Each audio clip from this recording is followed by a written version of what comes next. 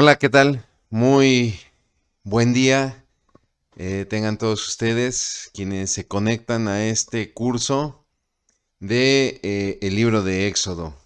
En esta ya lo que sería nuestra segunda sesión, la segunda de 12 sesiones, en las cuales nosotros estaremos haciendo un análisis panorámico de este maravilloso libro, el segundo libro del Pentateuco, que como veíamos la sesión pasada, la primera sesión, pues es un libro que nos narra prácticamente la conformación de Israel ya como una nación. Los primeros pasos para que Israel se vuelva una nación.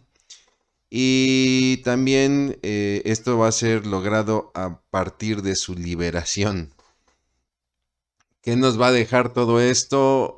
Bueno, pues nos deja entrever la soberanía de Dios al escoger un pueblo para sí, simplemente porque Él lo quiso, y al hacerlo nación y liberarlo, pues simplemente porque Él quiso, ¿no?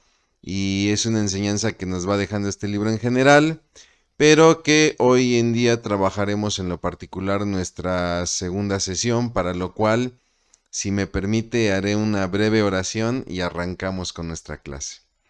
Bendito Dios Padre, Señor, en el nombre precioso de Cristo Jesús, te damos muchas gracias por esta clase, Padre, porque tú permites los medios, las herramientas necesarias, Padre, Señor, pero también, Padre, porque tú dispones nuestros corazones, Padre.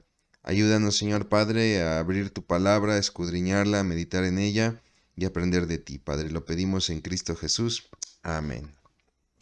Muy bien, pues arranquemos de lleno en lo que sería nuestra segunda sesión llamada o titulada Llamado a liberar a su pueblo. Y pues se está refiriendo también en este caso a Moisés. Vamos a ver cómo Moisés es llamado a liberar a su pueblo. Usted tiene ahí en pantalla los nombres de las 12 sesiones que están basadas en el libro que puede ver usted aquí, que se llama Comprados por Dios, editado por ELA, Ediciones Las Américas, escrito por Rafael Porter y René Iraeta, que de hecho tengo aquí conmigo. Yo tengo aquí el libro en físico, ¿no? Este es el libro de Comprados por Dios, que como puede ver usted, pues es un libro muy sencillo, pero muy práctico. Y bueno, pues el autor o los autores, porque de hecho son dos autores, han decidido separar todo el libro, los 40 capítulos de Éxodo, en estas 12 sesiones bajo estas 12 temáticas. Hoy nos toca hablar de Moisés y nos toca hablar de cómo es su llamado y, ¿por qué no?, también las primeras confrontaciones con Faraón. Bueno, siguiendo de lleno, eh, o entrando ya más bien dicho en materia, arrancamos con el capítulo 2 del Éxodo. La sesión pasada nosotros estudiamos el capítulo 1, donde veíamos la condición en la que se empieza a generar la historia. Génesis termina con la historia de José, de cómo Jacob llega a Egipto con todos sus hijos, con toda su familia. Perdón. Y entonces, a partir de ahí viene un cambio de faraón. Nos dice Éxodo ya en el capítulo 1 que hay un faraón que no conoció a José, que no conoció la bendición que José como gobernador dio a Egipto al salvarlos de 7 años de hambruna. Y entonces, pues para los egipcios, la pregunta es, ¿qué hacen los hebreos aquí, no? Y el problema de su multiplicación, ¿no? Que se vuelve una amenaza para el faraón, el nuevo faraón o los nuevos faraones. En base a este punto de partida, entonces arrancamos el capítulo 2, donde, como podemos ver en muchas historias de la Biblia, Dios llama a los hombres y a las mujeres a tareas específicas. Lo podemos ver. Creo yo que el libro que más lo ilustra es el libro de los jueces, ¿no? Donde Dios llama a hombres y mujeres a una tarea específica. liberarse de algún opresor o llevar cierto mensaje, ¿no? Pero ojo, porque esta lección nos va a enseñar precisamente que ante los llamados de Dios es muy normal que el llamado de Dios conlleve luchas personales. ¿Por qué? Porque se confrontan la voluntad de Dios contra mi voluntad, que no siempre está empatada con la voluntad de Dios. Y entonces vemos aquí en esta segunda sesión que el personaje que estudiamos, el cual es Moisés, pues se vuelve el instrumento para liberar. Eso es muy importante, ¿no? Es decir, la Biblia jamás va a presentar a Moisés como el liberador. Moisés es el instrumento que Dios usa para liberar. Dios es el verdadero libertador. Y bueno, pues también podemos ver que existe un programa divino, el cual siempre, siempre irá adelante. Me gusta mucho cómo lo dice un hermano, un querido amigo mío. Dios obra contigo, sin ti y a pesar de ti, ¿no? Entonces, tenemos que entender que Dios tiene un plan divino y su programa no se ve interrumpido por nuestra voluntad. Entonces creo que lo ideal sería que empatemos nuestra voluntad con la voluntad de Dios y bueno, pues que superemos estas luchas personales. Es así entonces que aparecen los 10 primeros versículos que nos narran el nacimiento y la preservación de Moisés, este libertador, donde recuerde, hay un contexto, Faraón ha dado una orden, ¿no? Él quiere destruir al pueblo de Israel porque lo considera una amenaza, es una amenaza inclusive para su autoridad, para su poder. Y entonces, primero lo que hace es que carga o sobrecarga el trabajo de esclavitud de los hebreos para de esa manera pues tratar de aniquilarlos, ¿no? Al no tener efecto bueno, pues ahora manda a las parteras a matar a todo hijo varón. Las parteras muestran temor de Dios y no lo hacen. Y entonces el edicto de Faraón es echar a todo recién nacido varón al río. A todo varón recién nacido, obviamente, de los israelitas, ¿no? Y es ahí donde arranca la historia del capítulo 2 que nos dice que nace Moisés, ¿no? Y lo ocultan por 3 meses, lo protegen y lo ocultan por 3 meses. Y bueno, pues llega un punto en el que ya no es posible ocultarlo y entonces viene este famoso pasaje donde es puesto en un canasto con brea, ¿no? Y es echado al río. Yo no sé usted, pero vaya paralelismos que uno puede encontrar, no sé si usted lo ha notado, pero hay mucho paralelismo con los primeros días de Jesús, donde los magos de Oriente se acercan a un rey llamado Herodes, le preguntan por el rey de los judíos, porque han visto la señal en el cielo de que ha nacido, y entonces para Herodes es una amenaza, y lo mismo él manda o ordena una matanza, y entonces los padres, María y José, pues se ven obligados a huir y a ocultar al niño, ¿no? Lo que está sucediendo aquí, pues es que al ocultar a Moisés, se vuelve una situación ya, pues podríamos decir, insostenible. Ya no es posible sostener este escondite o este ocultamiento, si me permite usted el término, y entonces viene una decisión que si lo consideramos es difícil y es fuerte, ¿no? Tomar a tu hijo, ponerlo en un canasto y lanzarlo al río, donde pueden ocurrir muchas cosas, que el canasto se hunda, que el niño se salga del canasto. El Nilo es conocido por los cocodrilos, ¿no? O sea, pueden pasar mil cosas, ¿me explico? Sin embargo, aquí arranca la primera de las tantas manifestaciones de la providencia divina de esta historia, ¿no? ¿Por qué? Porque tenemos a unos padres que pues prácticamente echan a su hijo al río como lo echan a la suerte del destino y Dios interviene. Y vemos una manifestación de su divina providencia porque este niño llega a donde se está bañando la hija de Faraón y lo recibe y entonces este niño es educado en la casa de Faraón y no solamente eso, sino que una de las siervas hebreas, una de las siervas de la hija de Faraón, le dice a la hija de Faraón, si quieres yo puedo buscar quien cuide a este niño, ¿no? Y sirve de contacto para que la verdadera madre de Moisés tenga cuidado de su hijo, ¿no? Hasta que el muchacho crece y ya se tiene que ir a la casa real, a la casa de Faraón. Los historiadores hablan de que la posible hija de Faraón, la cual menciona el libro de Éxodo, se trate de Atasú, quien fuera la hija del faraón Tutmés I, ¿no? Eh, ¿Qué va a suceder en esta historia, no? Bueno, pues vamos a ver que Moisés va a entrar en una situación un poquito complicada. Dice el texto, se presenta el escape a Madián. Moisés tiene que escapar a Madián. ¿Por qué se da esta situación? Bueno, lo que pasa es que Moisés va a ser confrontado a tomar una elección, ¿no? A tomar una decisión.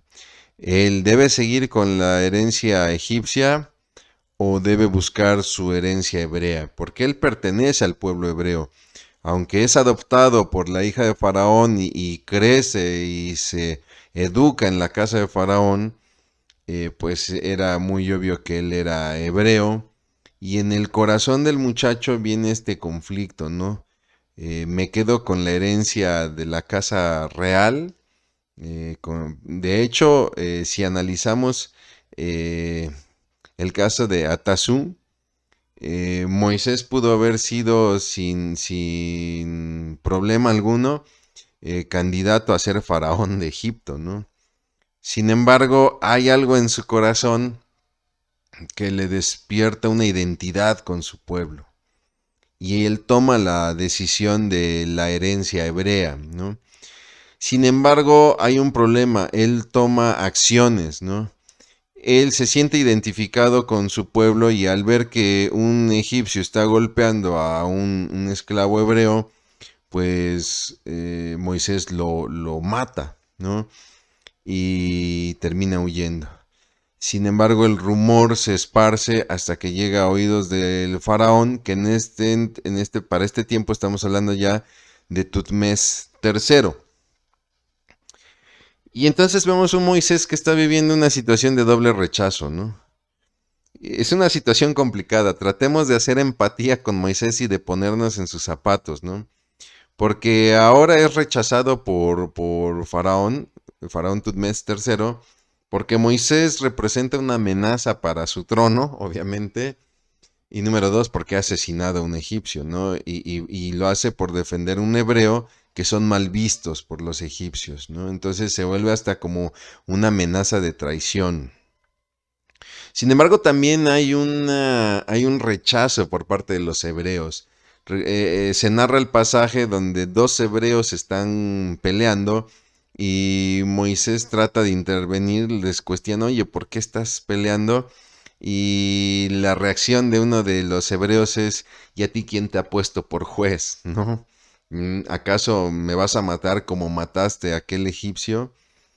Y entonces, pues la situación se torna muy complicada, ¿no? De tal manera que Faraón busca a Moisés para matarlo, y entonces Moisés tiene que escapar a la región de Madián, donde él es adoptado, él ayuda a una familia y la familia lo adopta, y entonces él se casa con una de las 7 hijas de esta familia, que es Séfora. Y bueno, pues viene un tiempo en el que el faraón que buscaba su muerte, pues muere, ¿no? Y la condición, a pesar de que faraón muere, hablando de Tutmés III, pues Israel sigue sufriendo opresión Y entonces podemos ver a estas alturas que están dadas las condiciones para que comience el plan de Dios de liberar a su pueblo. ¿Qué enseñanza nos deja este pasaje, ¿no? O estos capítulos que llevamos hasta el momento? Vemos a un Moisés que, como puede ver aquí abajito, emplea métodos humanos, ¿no? ¿Por qué? Porque él se identifica con su pueblo y eso está bien, ¿no? Pero el problema es que él trata de hacer las cosas a su manera y entonces empieza a usar sus propios criterios, trata de establecer su propia justicia y entonces actúa de una manera precipitada, matando a un egipcio, ocultando el cadáver y huyendo, ¿no? Y esto, mi hermano, mi hermana, nos tiene que llevar a la reflexión, ¿no? ¿Cómo estamos actuando en nuestro diario vivir como cristianos? ¿Estamos actuando de acuerdo a lo que nosotros creemos, de acuerdo a nuestra sabiduría propia? Y en las situaciones juzgamos de acuerdo a la palabra de Dios o más bien estamos juzgando de acuerdo a nuestras apreciaciones, las cuales están basadas en nuestros propios criterios. Hay que tener mucho cuidado porque de repente inclusive hasta hacemos cosas en nombre de Dios, pero no nos damos cuenta que es un Dios que nosotros hemos creado, ¿no?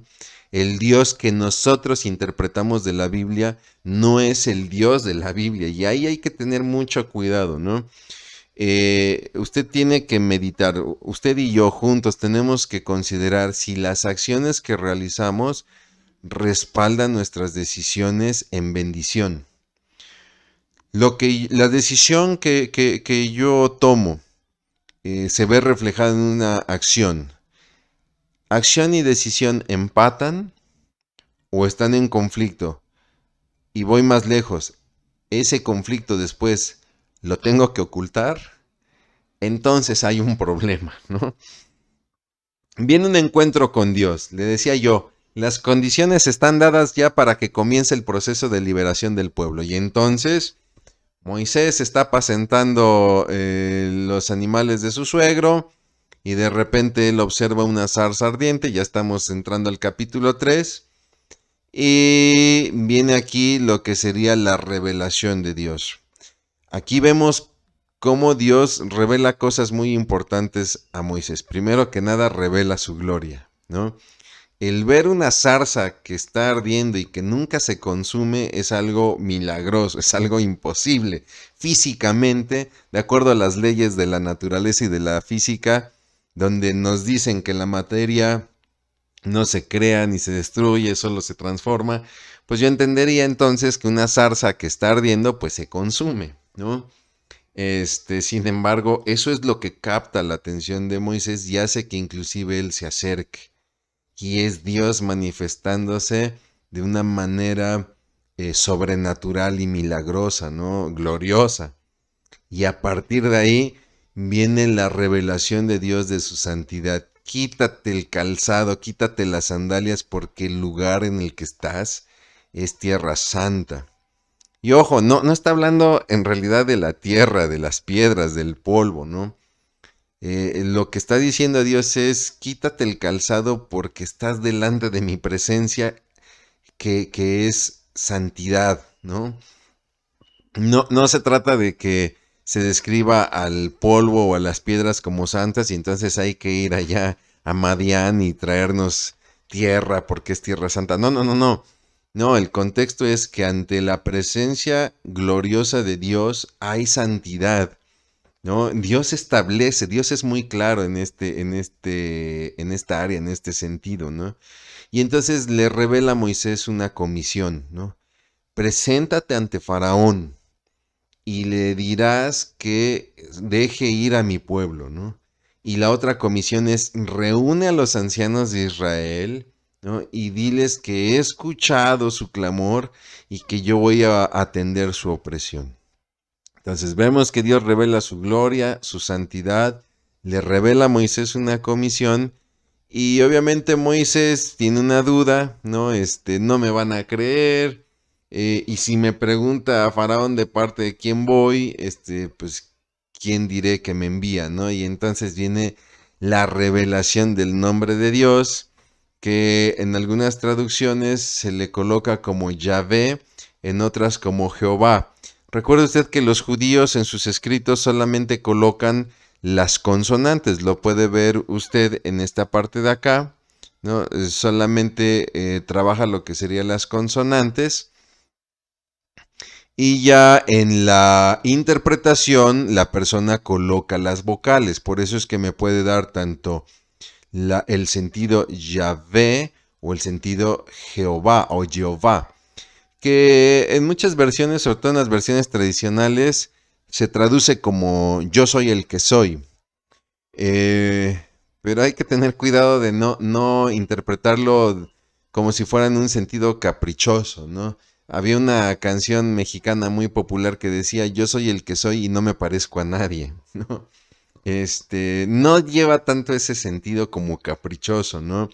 Más bien lo que está tratando de decirle Dios a Moisés es yo soy lo que soy por mí mismo, ¿no? Yo existo simplemente por lo que soy y existo para siempre.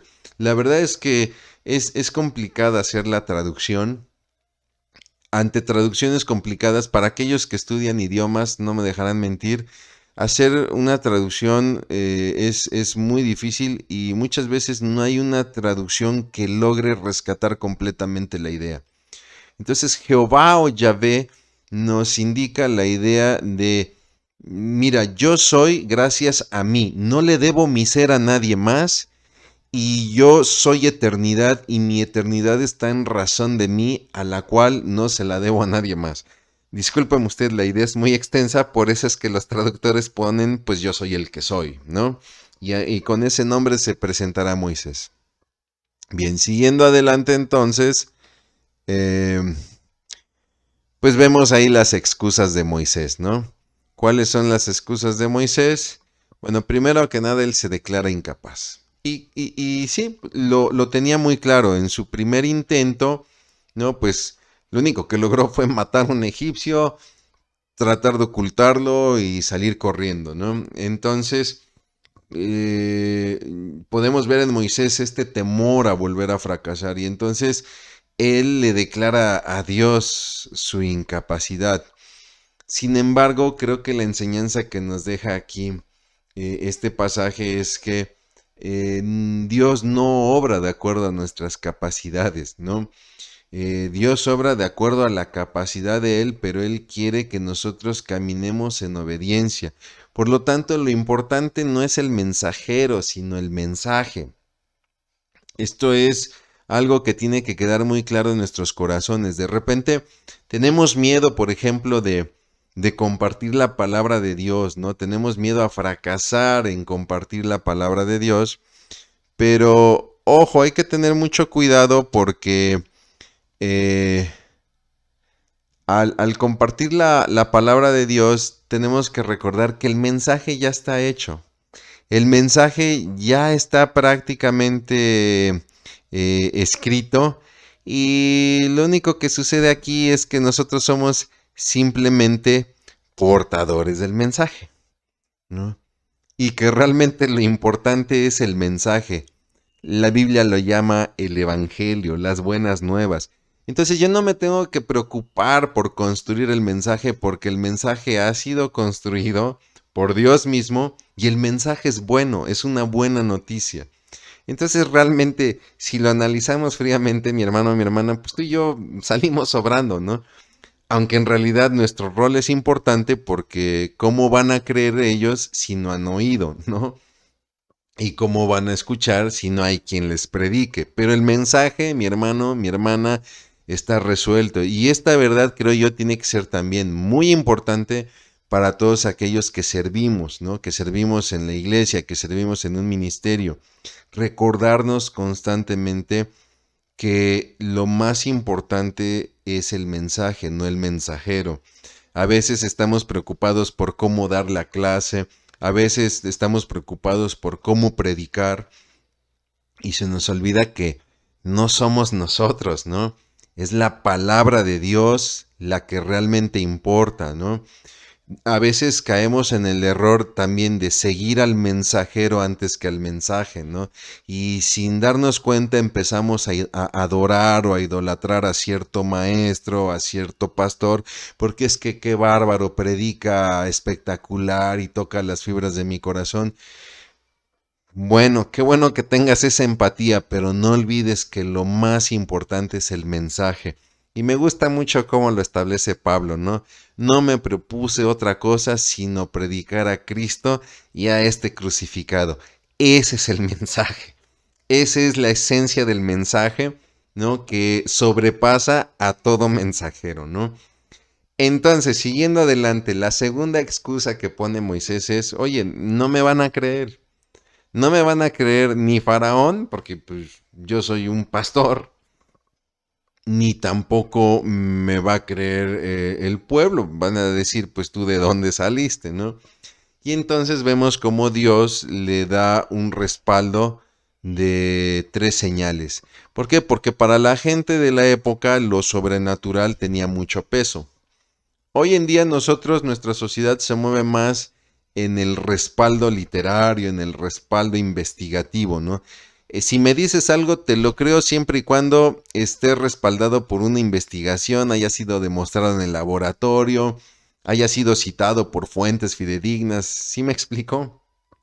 En la época antigua no existía eso, entonces un gran respaldo eran las señales, sobre todo las señales sobrenaturales.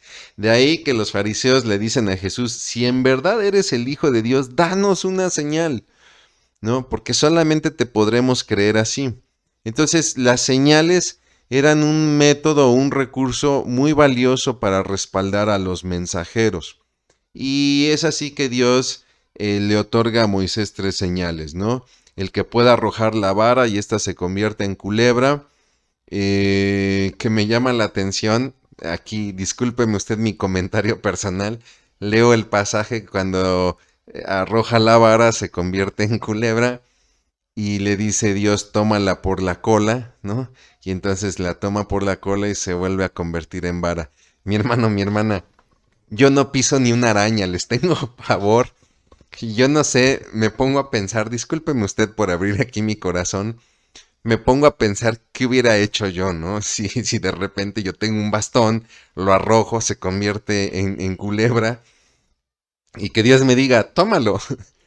La verdad, discúlpeme usted, es algo difícil, pero son estos detalles que nos llevan a pensar que uno lee la escritura y uno pasa de largo, ¿no? Pero que uno lo empieza a leer detenidamente y qué hubiera yo hecho, ¿no? Y se vuelve curioso. Claro, tenemos que hacer conciencia de que era gente que se dedicaba mucho al trabajo agrícola y que tenía contacto frecuentemente con este tipo de animalitos, ¿no? Pasa cuando yo tengo oportunidad de viajar a algún pueblito, ¿no? Donde veo que los niños agarran los azotadores, las arañas, etcétera, como si nada, ¿no? Cuando yo por dentro estoy lleno de pavor, ¿no? Pero son estos detalles que yo le invito que vaya reflexionando conforme va uno leyendo la escritura. La segunda señal es que le dice a Moisés que él meta la mano en su regazo y entonces al sacarla la mano se vuelve leprosa, ¿no? Y nuevamente al hacer el mismo movimiento la mano vuelve a salir sana, ¿no? Y la otra señal es que delante de los ancianos de Israel él derrame agua, ¿no? Y el agua al caer en el suelo se hará sangre. Fíjense que aquí se da algo curioso porque las dos primeras señales pueden ser tanto para Faraón y los egipcios como para el pueblo de Israel. Sin embargo, la tercera señal solamente es para los ancianos, ¿no? Y si los ancianos no te creyeren, entonces vierte agua y esta al caer se convertirá en sangre, ¿no? ¿Por qué esa señal no es para Faraón? Porque esa señal será dada para Faraón en plaga, donde todo el río, todas las aguas, todos los estanques se convertirán en sangre. Y ojo, note la diferencia entre una señal y una plaga. Cuando hablamos de una señal, quizá, le decía yo, es un medio para dar credibilidad al mensajero. Pero una plaga es un juicio de parte de Dios conlleva una condenación, conlleva un castigo, ¿no? El tercer pretexto que pone Moisés es la falta de elocuencia, ¿no? Él dice, yo soy torpe de palabra. Y Dios le muestra su gloria a Moisés. Sin embargo, Moisés sigue insistiendo en que sea otro el enviado, ¿no? O sea, como que Moisés se está tratando de desvincular de esta comisión. Y es entonces cuando vemos el enojo de Dios. Dios muestra su enojo. Y en su enojo le dice, bueno, lleva contigo a Aarón y que él hable por mí. Aunque después Moisés va a tener problemas con esta decisión, porque después a Aarón también tratará de pelear por el poder. Habrá una insurrección en el futuro con el pueblo donde Aarón participará, ¿no? Y lo veremos más adelante. Si vemos, hacemos un análisis rápido de la vida de Moisés, fíjese, en una primera etapa Moisés creyó ser alguien capaz e importante, ¿no? Se sabía que crecía en la casa de Faraón, que era educado en la casa de Faraón, y entonces él pensó que era capaz de solucionar un problema entre un egipcio y su esclavo hebreo, y pues lo único que hizo fue actuar precipitadamente, ¿no? Y eso le ocurrió por 40 años. Después entró en una segunda etapa donde aprendió que no era ni capaz ni importante, ¿no? Donde tiene que huir al desierto y pues a cuidar ganado y a saberse que no es ni capaz ni importante. Y para eso transcurrieron otros 40 años. Sin embargo, en una tercera etapa, Moisés aprenderá, como lo iremos viendo en el desarrollo de este libro, a ser un instrumento de Dios, quien sí es capaz y quien sí es importante. Y esto le llevará otros 40 años, o sea, 120 años de la vida de Moisés en 3 etapas, donde cada una de ellas tardó 40 años. Mi pregunta, mi hermano, ¿tú reconoces tus incapacidades? Mira, ese no es problema. Yo creo que eso es fácil. Reconocer una incapacidad es muy fácil. El problema y la segunda pregunta que haría yo, que tiene un mayor reto, conlleva un mayor reto, es, ok, te sabes que eres incapaz. Sí, yo soy incapaz y creo que Dios es capaz. ¿Confías en Él? ¿Confías en Dios? Ahí está el gran reto, ¿no? Porque no se trata de reconocer nuestra incapacidad, que es importante, ¿eh? No digo que no, pero es que muchas veces nos quedamos ahí, nos quedamos en el reconocer nuestra incapacidad, pero no damos el paso de confianza a Dios. La pregunta es, ¿cuánto tiempo nos tendría que llevar a hacerlo? No esperemos 40 años, porque, discúlpeme, no creo que usted y yo vivamos los 120 años que vivió Moisés, ¿no? Bueno, siguiendo adelante viene la etapa del regreso a Egipto. Estamos entrando en el capítulo 4, donde Moisés, después de tener el encuentro con Dios, solicita el permiso a su suegro para regresar a Egipto. Obviamente, pues tiene que entregar el ganado que le fue encomendado y pues se tiene que llevar a su esposa, ¿no? Entonces, pues es lógico este permiso.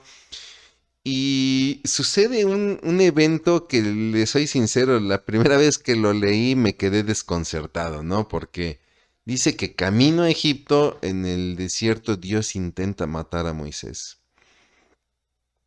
Y es un pasaje muy parecido al de Jacob, ¿no?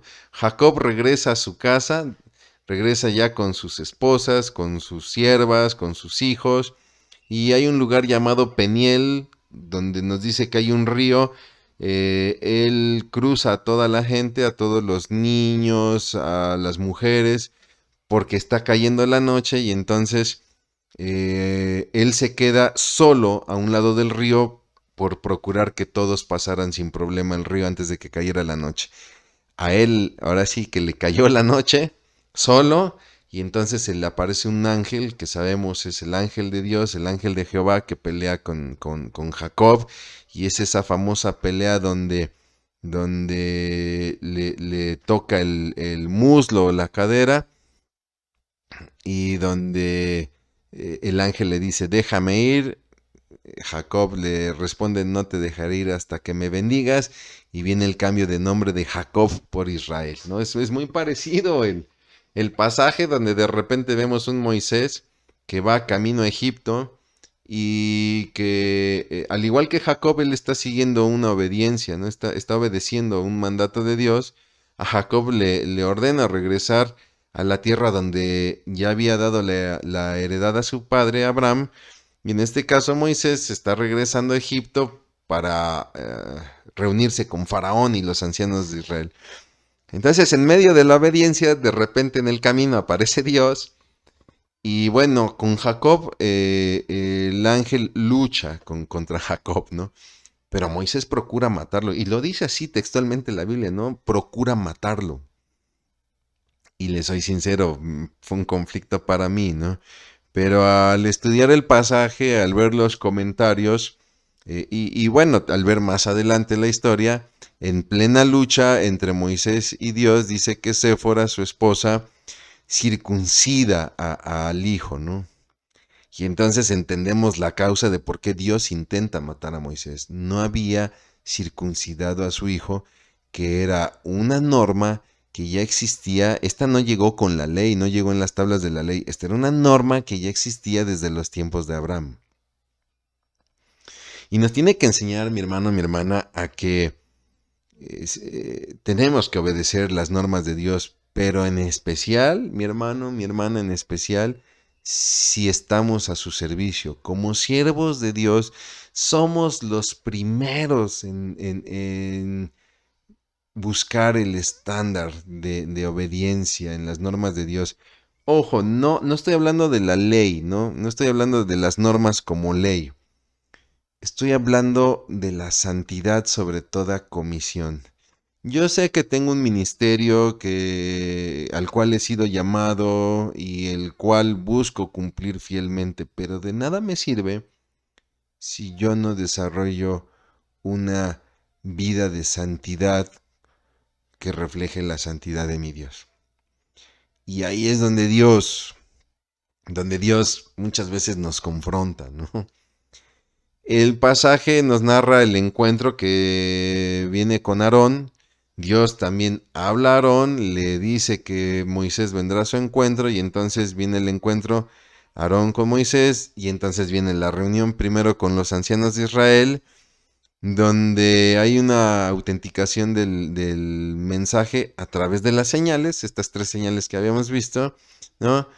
Y donde me gusta mucho este pasaje porque al final del capítulo dice que los ancianos, después de haber visto las señales, después de haber escuchado el mensaje, yo he escuchado su opresión y voy a liberar a mi pueblo, dice que adoraron a Dios. Y entonces entramos al capítulo 5, donde viene la confrontación con Faraón. Son Moisés y Aarón quienes se presentan a Faraón, y vemos el desprecio de Faraón. Y vaya desprecio, es interesante la respuesta de Faraón. Moisés se presenta ante Faraón, el que habla es Aarón, y dice, Dios te dice que dejes ir a mi pueblo, ¿no? Jehová dice, yo soy el que soy, dice que dejes ir a mi pueblo. Y la respuesta de Faraón es, ¿quién es ese Jehová para que oiga su voz? ¿No? Y cuando uno lee el pasaje, uno ve el tono despectivo y orgulloso y soberbio de Faraón. ¿Quién es ese tal Jehová como para que yo tenga que obedecerle y dejar ir a este pueblo, ¿no? Lo gracioso, mi hermano, mi hermana, es que en lo que sigue de la historia, en el desarrollo de la historia, Dios mostrará quién es Él, ¿no? Sin embargo, la respuesta de Faraón es de enojo, viene una represalia, contra el pueblo, donde ahora le da menos paja y le exige más ladrillos, ¿no? Es decir, tienen que cumplir la misma cuota, y donde considera que Moisés y Aarón simplemente están distrayendo al pueblo, ¿no? Ese es el corazón de Faraón. Y esto provoca obviamente un malestar y una rebelión del pueblo contra Moisés, ¿no? ¿Por qué? Porque pues gracias a Moisés, pues ahora tienen más carga de trabajo, ¿no? Sin embargo, también es muy lindo el pasaje porque Moisés presenta la queja a donde debe corresponder. Moisés no se queja con el pueblo, no todavía de que vengo a liberarlos, etcétera. No, no, no, me encanta porque lo primero que hace Moisés es ir a Dios. Y creo que aquí hay una enseñanza muy valiosa, mi hermano, porque muchas veces nosotros en nuestro caminar cristiano tenemos un problema y le enteramos a medio mundo, menos al que le deberíamos de enterar, menos al que primeramente le debiéramos externar nuestro corazón, nuestra insatisfacción o nuestra queja, que es Dios mismo, ¿no? Sin embargo, Moisés lo hace, Dios responde a la queja y le dice, yo voy a demostrar mi poder. El pueblo no escucha a Moisés, es una situación difícil, ¿por qué? Porque vemos en el pasaje también un desánimo de Moisés, porque hay un faraón que no le cree y está defendiendo ante un faraón que no le cree a un pueblo que tampoco le cree. No sé si alguna vez te ha ocurrido lo mismo, donde de repente estás ejerciendo un ministerio donde muchas veces ni siquiera tu equipo de trabajo te cree, donde vamos, ni siquiera tu familia te cree, y sin embargo, mi hermano, mi hermana, pues hay que seguir adelante porque hemos sido comisionados por el que sí cree en nosotros, que es Dios mismo, ¿no? Hay un paréntesis en la historia, ahí en el capítulo 6, donde nos da la genealogía de Moisés y de Aarón, ¿no? Y estos paréntesis en las historias bíblicas son muy comunes. Siempre que usted esté leyendo una historia, recuerdo, por ejemplo, se está narrando la historia de Jacob, ¿no? De los hijos, y de repente hay un paréntesis y nos narra la historia de la violación de Dina, por ejemplo, ¿no? Siguen narrando la historia de los hijos de Jacob, y de repente, por ejemplo, la historia de José, de cómo es vendido por los hermanos, etcétera, y por ahí hay un paréntesis de una historia de Judá, ¿no? De uno de los hijos de Jacob. ¿Por qué? Porque estos paréntesis después darán la explicación a sucesos futuros, ¿no? Y lo mismo ocurre aquí. El pasaje hace un paréntesis donde nos narra la genealogía. ¿Para qué? Para relacionar el ministerio sacerdotal que se dará en un futuro entre los levitas y la orden de Aarón, ¿no?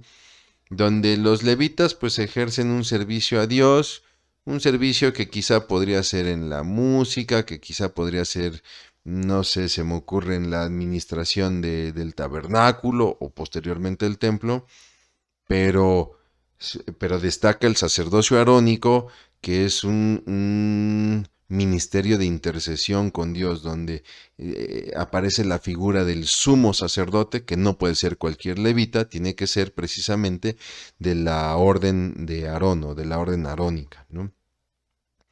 Y en este pasaje, en este paréntesis donde se da la genealogía, aparece nuevamente la descripción de la comisión que Dios le ha dado a Moisés de presentarse ante Faraón y ante los ancianos, y cómo Dios deja muy en claras las decisiones que ha tomado respecto a la liberación de su pueblo. Viene el establecimiento de roles, ¿no? Prácticamente con esto estamos cerrando nuestra sesión de hoy. Se establecen los roles. El capítulo 7 de Éxodo, en sus primeros versículos, es muy claro cómo Dios en su plan establece roles, ¿no? Dios va a hablar a Aarón por medio de Moisés, o sea, Moisés es el intermediario, ¿no? Entre Dios y Aarón. Aarón será el intermediario entre Moisés y Faraón. Y Dios ya tiene todo bajo control y planeado, ¿no? Faraón, su papel será encapricharse, endurecer su corazón. ¿Por qué? ¿Por qué es necesario esto? Porque de esa manera Dios realizará prodigios, dice la palabra, con su mano poderosa. Y los egipcios, el pueblo egipcio también tendrá un rol. Sabrán quién es Jehová. Ojo con la pregunta. Los egipcios, así lo dice Dios, y los egipcios sabrán quién es Jehová. Yo liberaré a mi pueblo con mi mano prodigiosa o poderosa, y los egipcios sabrán quién es Jehová. ¿Recuerda usted la pregunta de Faraón? ¿Quién es ese tal Jehová para que tenga que obedecerle? Bueno, Dios hará prodigios, y los egipcios, no solamente el Faraón, sino todo el pueblo que Faraón representa, sabrán quién es Jehová.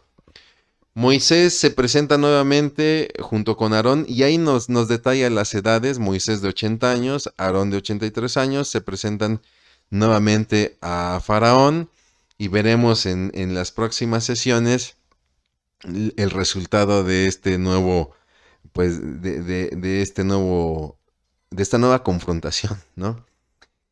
Y bueno, pues esta historia nos deja ver la lucha de los siervos de Dios, ¿no? La lucha que enfrenta un siervo de Dios.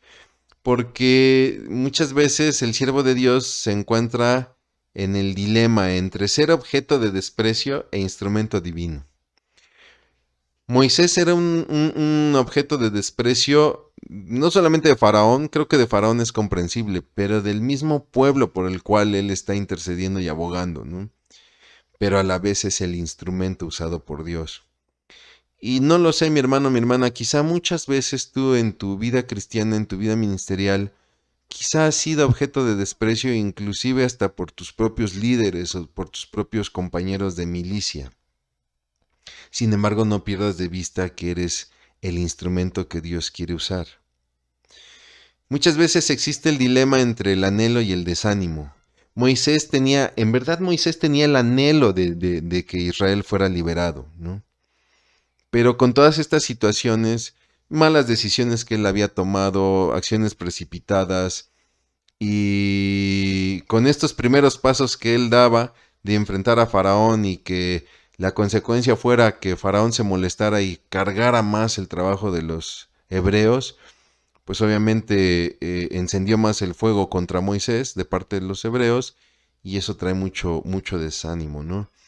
Entonces, mi hermano, mi hermana, eh, la pregunta es, ¿qué anhelas con tu vida cristiana? ¿A dónde quieres llegar con tu vida cristiana? Ese es tu anhelo, ¿no? Porque tenemos que estar conscientes que de repente habrá un dilema entre estos anhelos y las situaciones que se van gestando en el día a día, donde no nos sale como lo planeamos y vienen desánimos. Sin embargo, no caigamos en el temor al desprecio, no caigamos en el temor al fracaso, al desánimo. Tenemos que hacer conciencia que Dios nos acompaña, que Dios nos capacita. Es, creo, una lección muy hermosa que nos dejan estos pasajes. Y ojo, como lo puede ver usted en pantalla, ¿no? No somos responsables del resultado. Eso es muy importante. Eh, Escucho a la gente decir, es que mi predicación, ¿no?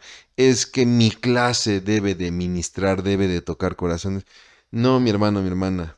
Es que mi evangelización debe de ganar almas. No, mi hermano, no, mi hermana. Nosotros no somos responsables del resultado. Somos responsables de la obediencia y la fidelidad a la comisión. Del resultado se encarga Dios. Y bueno, pues para terminar, le dejo estas preguntas de reflexión de todo este pasaje que hemos estudiado. ¿Ha sido usted objeto del esfuerzo y la justicia propia en algo que haya sucedido o haya hecho en su vida? ¿Cuál fue el resultado?